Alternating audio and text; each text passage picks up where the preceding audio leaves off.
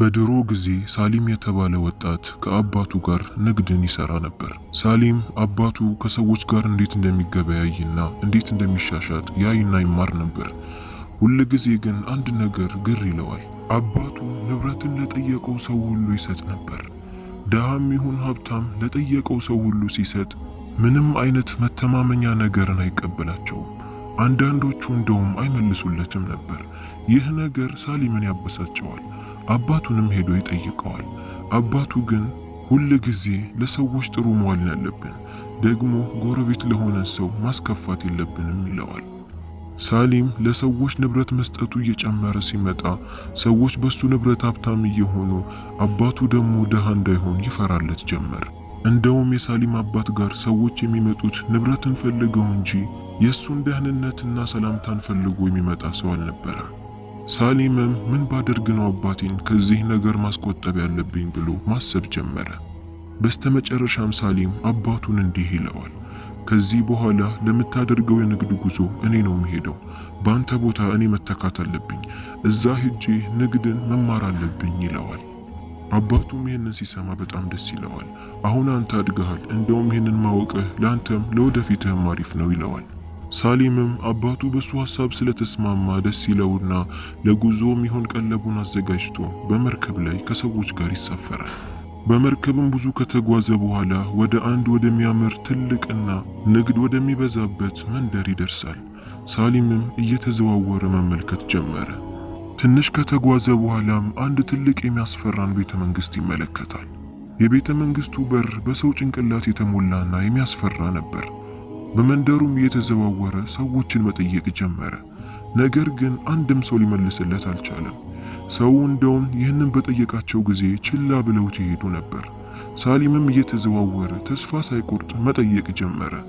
ነገር ግን አንድም ሰው ሊመልስለት አልቻለም።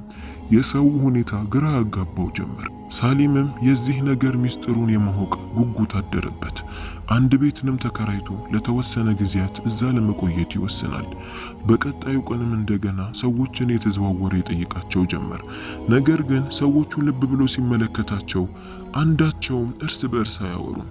የመጡበትን ዓላማ ገዝተውና ተሻሽጠው ነበር የሚሄዱት። ከዛ በተረፈ ሰው ምንም ነገር አያወራም። እንደውም ሳሊም ወደ እነሱ ተጠግቶ ስለዛ ቤተ መንግስት ሲጠይቃቸው ፈርተው ይሸሹ ነበር። ሳሊምም ያ ቤተ መንግስት በጣም ከባድ እንደሆነም አወቀ። ሳሊምም ብዙ ከተጓዘ በኋላ አንድ ጸጉር ቤትን ያገኝና ወደዛ ይገባል። ምናልባት እዛ የተቀመጡት ሰዎች ሊነግሩኝ ይችላሉ ብሎ በማሰብ ወደ እነሱ ጠጋ ብሎ ስለዛ ቤተ መንግስት ይጠይቃቸዋል። ነገር ግን አንዳቸውም አይመልሱለትም። ሰዎች ማውራት ሲፈልጉ ቀስ ብለው እየተንሸኳሸኩ ነበር የሚያወሩት። ሳሊምም የዚህ መንደር ሰዎች ምን ነክቷቸው ነው እንደዚህ የሚፈሩት እያለ ማሰብ ጀመረ። የሱም ተራ ደርሶ ጸጉሩን ሊስተካከል ሲል ለጸጉር ቆራጩ እባክህ አንተ ንገረኝ አለውና 5 ወርቅን አውጥቶ ሰጠው። ጸጉር ቆራጩም 5 ወርቁን ሲመለከት በጣም ደነገጠ። ምክንያቱም በተለምዶ ለጸጉር ይህን ያህል ተቀብሎ አያውቅም ነበር። በደስታ ከሳሊም ወርቆቹን ከተቀበለ በኋላ ሳሊምን ማስተካከል ጀመረ። ሳሊምም እባክህ ስለዛ ቤተ መንግስት ንገረኝ፣ አንተ እንኳን አትደብቀኝ አለው። ነገር ግን ያ ጸጉር አስተካካይ የዛን ቤተ መንግስት ስም ሲያነሳበት ወዲያውኑ ነበር የደነገጠው። ፊቱን መቀያየር ጀመረ። እባክህ የዛን ቤተ መንግስት ስም አታንሳ፣ ምክንያቱም ሁለታችንም እዚሁ መሞታችን ነው፣ ስለሱ አታንሳ ይለዋል። ሳሊምም እሺ ብሎ ጸጉር ቤቱን ለቆ ይወጣል።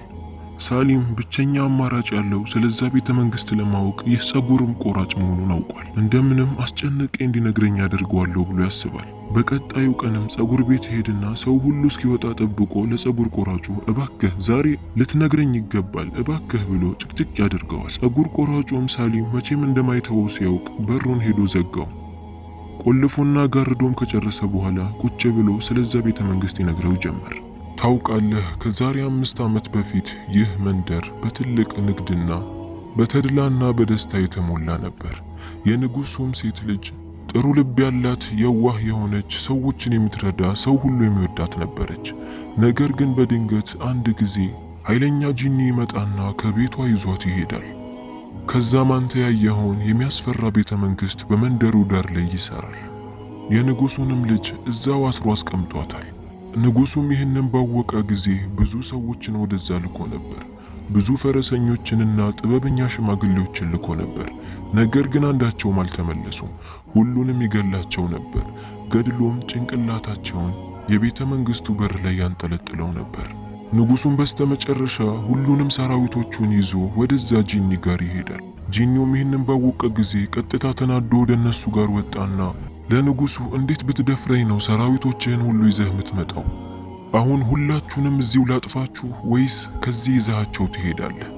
የመጨረሻ እድል ነው የምሰጣችሁ። ድጋሚ አንድ ሰው እዚህ ቢመጣ ቤተሰቦችህን ሁሉንም አጠፋቸው ብሎ ንጉሱን ያስፈራራዋል። በዚህ ሰዓትም ንጉሱ ሰራዊቶቹን እንደገና ይዞ ይመለስና አዋጅን ያውጃል። አንድም ሰው ወደዛ ቤተ መንግስት እንዳይቀርብ፣ መቅረብ ብቻ ሳይሆን ስለዛም እንዳያወራ አስጠንቅቆ ይናገራል። ይህንን የሚያደርግ አካል ካለ ቀጥታ እንደሚገደልም አውጇል። ከዛ በኋላ እንደምታየው ሰዎች ሁሉ ፍርሃትን ለቀቀባቸው። ማውራት እንኳን ቢፈልጉ እየተንሸኳሸኩ እንጂ አያወሩም። ወደ ገበያም ወጥተው የሚያስፈልጋቸውን ነገር ብቻ ነበር ገዝተው የሚመለሱት። ብዙ ስለጠየቀኝ እንጂ ላንተም ባልነግርህ ይሻል ነበር፣ አሁን ከዚህ ሂድ ይለዋል። ሳሊምም ጸጉር ቆራጩን አመስግኖ ወደ ቤቱ ተመለሰ። ነገር ግን ቤቱ ገብቶ እረፍትን አላገኘም። ስለዛ ቤተ መንግስትና ውስጡ ስለታሰረችው የንጉሱ ልጅ ማሰብ ጀመረ። የመጣበትን የንግድ ዓላማ ረስቶ ስለዛ ቤተ መንግስት ብቻ መጨነቅ ጀመረ። በስተመጨረሻም ወደዛ ለመሄድ ይወስናል። በቀጣዩ ቀንም ጸጉር ቆራጩ ጋር ሄዶ እባክህ እኔ ወደዛ መሄድ እፈልጋለሁ፣ አመላክተኝ፣ እንዴት ነው መሄደው ብሎ ይጠይቀዋል። ይህንን ሲያወራ እያለቀሰና ልቡ ተሰብሮ ነበር። ጸጉር ቆራጩም የሳሊምን ደፋርና ቁርጠኝነት ሲመለከት ሊነግረው ይወስናል። አንተ እንደዚህ የምታለቅሰው እውነት ለልጅቷ አዝነህላት ሊሆን ይችላል። ይህንን እንድታደርግ እኔ እረዳሃለሁ ይለውና አንድ መስታወትን አውጥቶ ይሰጠዋል። ይህ መስታወት ዝም ብሎ መስታወት አይደለም። ከዚህ በፊት የማላውቀው ሰው መጥቶ ነበር የሸጠልኝ። የገዛሁትም በጣም በውድ ነው። ይህ መስታወት የምታየው ነገር ጥሩና መጥፎ መሆኑን ይለይልሃል። በዚህ መስታወት አንድን ነገር ሳታይ ምንም ነገር ማድረግ የለብህም። ሳሊምም በጣም አመሰግናለሁ፣ ነገር ግን አንተም ከኔ ጋር ብትሄድ ደስ ይለኛል ይለዋል። ጸጉር ቆራጩም እሺ ከውስጥህ ቆርጠህ ስለተነሳህ እረዳሃለሁ፣ ነገር ግን አስተውል፣ የምነግርህን ነገር ሁሉ ማድረግ አለብህ፣ በማንኛውም ነገር ላይ መቸኮል የለብህም ብሎ ይመክረውና ሁለቱም ተያይዘው ይሄዳሉ። ማታ ሁሉም ሰው በተኛበትና በተዘናጋበት ተነስተው መሄድ ጀመሩ። ወደ ቤተ መንግስቱ ጋርም ደረሱ። በማታ ጭራሽ ቤተ መንግስቱ በጣም ያስፈራ ነበር። ሳሊምም ይህንን ሲመለከት እግሩ መንቀጥቀጥ ጀመረ። ጸጉር ቆራጩም እንዲህ ምትፈራ ከሆነ ከአሁኑ ባንገባ ይሻላል፣ ደፍረህ ቆፍጠን ማለት አለብህ ይለዋል። ሳሊምም እሺ ብሎ ሁለቱም ተያይዘው ወደዛ ቤተ መንግስት ይገባሉ። ቤተ መንግስቱ በጣም ጨለማ ስለነበር ሻማን ለኩሰው መጓዝ ጀመሩ። ወደ ውስጥ ሲገቡ ብዙ ክፍሎች ነበሩ። በመጀመሪያው ክፍል ላይ ብዙ ወርቃና ጌጦች ነበሩ። ሳሊምም ወደ ውስጥ ገብቶ ሲመለከት አንድ የምታምር ምስኪን ሕፃን ልጅ ነበረች። ሳሊምን ስትመለከተው የታሰረ እጇን እንዲፈታላት እጇን ዘረጋችለት። ሳሊምም እያዘነ ሊፈታላት ሲሞክር ወዲያውኑ ጸጉር ቆራጩ መጥቶ ምን እያደረክ ነው? ይህችን ልጅ መንካት የለብህም፣ መጀመሪያ በዛ መስታወት እይ ይለዋል።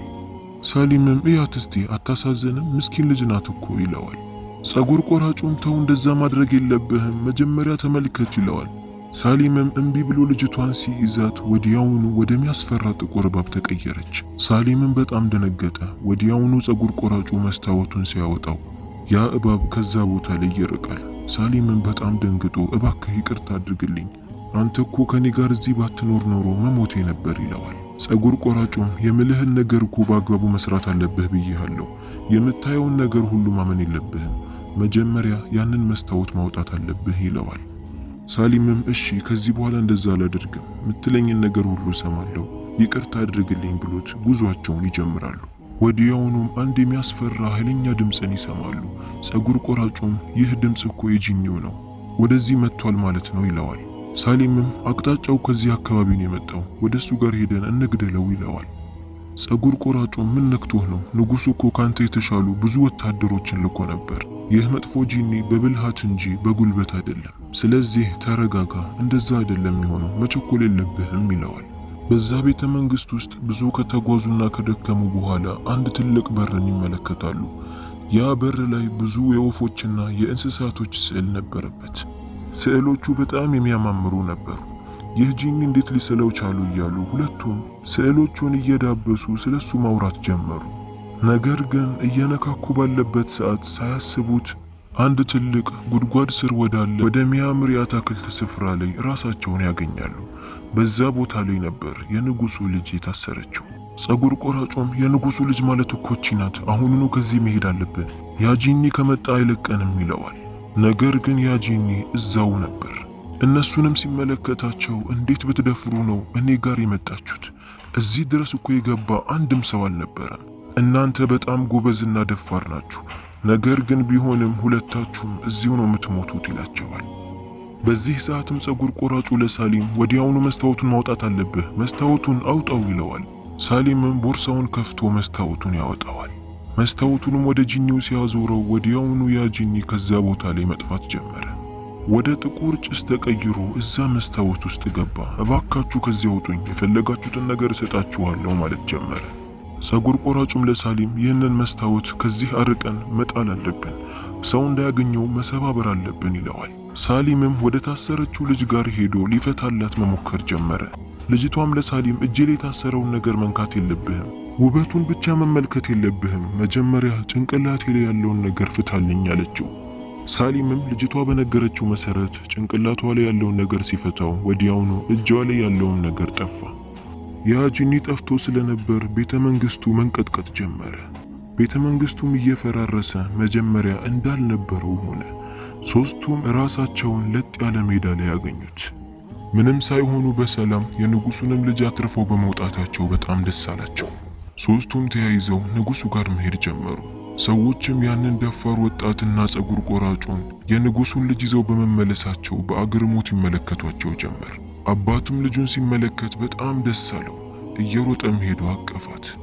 ንጉሱም ለሳሊም አንተ ደፋር ወጣት ነህ፣ ሰይፍና መሳሪያን ሳትይዝ ያንን ጂኒ በብልሃትህ አጥፍተኸዋል አለው። ሳሊምም አይ እኔ ምንም ያደረኩት ነገር የለም፣ ሁሉም ስራ የጸጉር ቆራጩ ነው ይለዋል። ንጉሱም ለጸጉር ቆራጩ ከዚህ በኋላ አንተ የኔ አማካሪ አድርጌሃለሁ፣ የምትፈልገውን ነገር ሁሉ ማድረግ ትችላለህ። ሳሊም ደግሞ ልጄን እድርልሃለሁ፣ ምክንያቱም ያዳንክልኝ ብቸኛ ሰው አንተ ነህ ይለዋል። ከሳምንታትም በኋላ ሳሊም የንጉሱን ቆንጅዬ ልጅ ማግባት ቻለ። የንጉሱን ልጅ ይዞ የመንደሩን ሰው በደስታ አንበሻብሾ ሳሊም ወደ መጣበት መንደር ንጉሱ ብዙ ወርቆችንና ብሮችን ሰጥቶት መመለስ ጀመረ። ወደ መጣበት መንደር ተመልሶ እስካሁን የቆየበትን ጉዳይና ያጋጠመውን ነገር እንዴት እንዳገባ ሁሉንም ነገር ለአባቱ ይነግረው ጀመር። አባትም የልጁን ጀግናነትና ድፍረት ሲመለከት በጣም ደስ አለው። የንጉሱንም ጥሩና ቆንጆ ልጅን በማግባቱም በጣም ተደሰተ።